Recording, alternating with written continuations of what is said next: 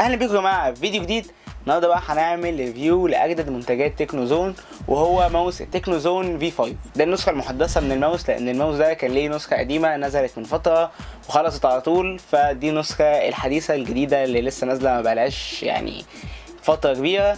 فجايين ان احنا نراجعها بقى ونشوف ايه اخبار الماوس ده. اول حاجه وهي سعر الماوس ده، هو سعره 275 جنيه من عند كومبيوتيشن. هسيب لك اللينك بتاعهم تحت في الديسكربشن لو انت حابب انت تشتري الماوس ده. خلينا نبدا بالماتيريالز بتاعت الماوس. الماوس بيجي بماتيريالز هي مزيج ما بين طبقه تقريبا من الالومنيوم كده، في حتت معينه مدهونه طبقه من الالومنيوم كده حلوه قوي بصراحه، مع بلاستيك. والبلاستيك الصراحه اللي في الماوس ده عجبني كده ومعمول بطريقه مط وبتاع، فكان عاجبني قوي بصراحه. من تحت عندك الحته اللي هي من تحت اللي فيها السنسور دي، موجود في حته كده طبقه من الالومنيوم معموله، فمديه بصراحه شكل جامد قوي من تحت الماوس. ومن الاطراف كده معموله من البلاستيك بالفيتس بتاعت الماوس. وعندك برضو من فوق في حته كده من عند الحته اللي بتاعت الدي بي اي، اللي زي الدي بي اي معموله برضو من الالومنيوم كده، معدونه طبقه من الالومنيوم. فبصراحه الماتيريالز ككل كده فهي جامده قوي. بالنسبه بقى للديزاين بتاع الماوس، فبصراحه الديزاين هنا يعني ناس هتشوفه حلو وناس هتشوفه وحش، بس انا بصراحه كان عاجبني قوي الديزاين هنا زي ما انت شايف في كده حته فيها خرام كده. الخرام هي ما لهاش فايده قوي قد ما هي كار جي بي وكشكل يعني اكتر، بس بصراحه كانت عجباني. وفي شويه نقوشات كده من الجنب بحيث ان هي زي باترن كده معموله من الجنب، وفي كلمه تكنوزون كده. فبصراحه الديزاين عجبني، وديزاين سيمبل كده وحلو ولذيذ قوي.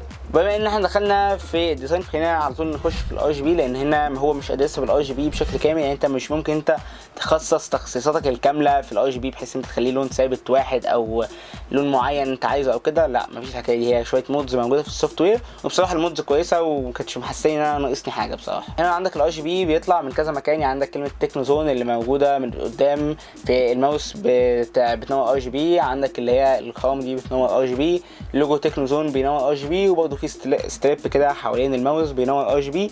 بس خد بالك لان هو الستريب ده يعني اضاءته مش قويه قوي، هي اضاءته خافته شويه، فهي دي يمكن نقطه من السلبيات، بس يعني مش هندق فيها لان هي مش قصه كبيره. وعلى ذكر الار جي بي برضه، فهنا برضه السكرول ويل هم عاملين فيها حركه حلوه كده، وفي نفس الوقت ديزاين لذيذ جدا.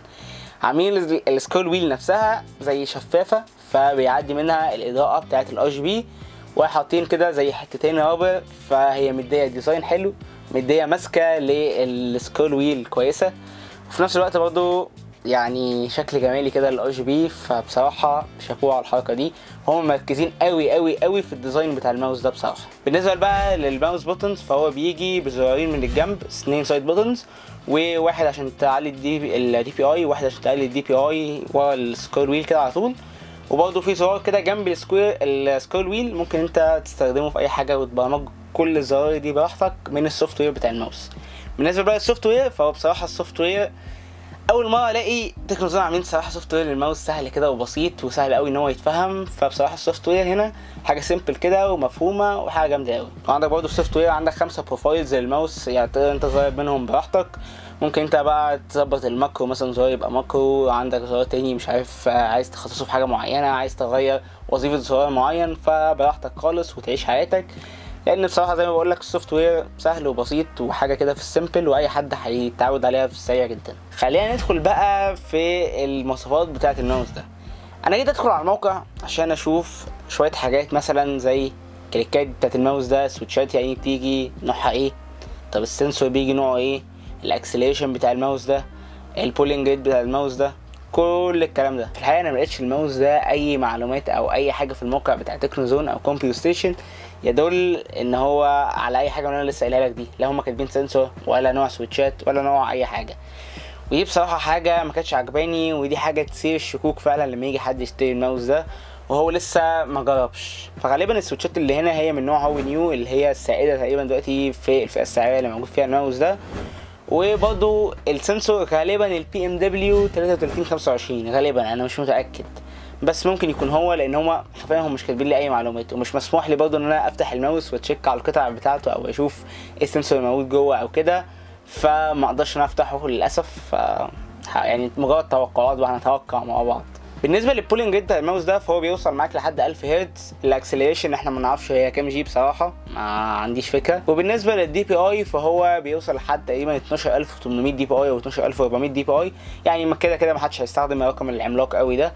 وفي نفس الوقت برضه في نفس الحكايه اللي في كل ماوسات تكنوزون، ان هما ما بيكتبوش عندهم على السايت الماوس ده كام اي بي اس، بس هو هنا كويس ما بيقطعش، فهو غالبا فوق ال100. بالنسبه لل او دي بتاع الماوس، ودي الحاجه بصراحه اللي انا ما توقعتهاش خالص من الماوس ده. للاول بس اللي ما يعرفش يعني ايه ال او دي، فهي اختصار لكلمه ليفت اوف ديستنس، بمعنى ان هو يعني السنسور هيفضل يلقط قد ايه من على ارتفاع قد ايه. يعني مثلا والحكايه دي بتتقاس بالدي في دي، يعني مثلا لو انت هتحط سيديتين كده وبعد كده تحط الماوس وتجرب لسه لاقط معاك، تحط 2 كمان وتجرب، لسه لاقط معاك تقوم حاطط 3 ومجرب لحد ما الماوس خلاص ما يلقطش، ويبقى هو ده كده عدد الدي في دي، او هو ده الحسبه بتاعت الليفت اوف ديستنس بتاعت الماوس ده. الماوس ده طلع بقى كام يعني كام دي في دي؟ الماوس ده ال او دي بتاعه طلع 3 دي في دي، اللي هو رقم كبير مش صغير.